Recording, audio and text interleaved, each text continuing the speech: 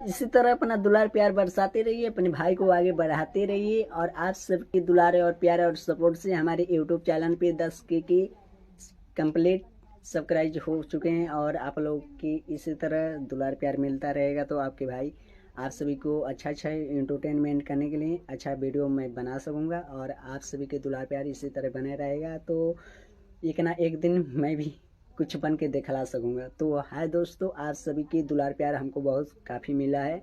इसी तरह अपना दुलार प्यार बरसाते रहिएगा और अपने भाई को दिल से आगे बढ़ाते रहिएगा।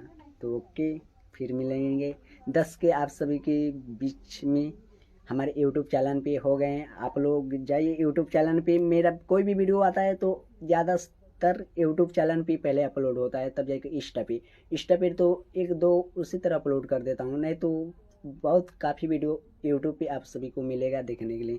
यूट्यूब पे जो वीडियो डालता हूँ वो इंस्टा पे नहीं डालता हूँ, जो इंस्टा पे डालता हूँ वो यूट्यूब पे नहीं डालता हूँ।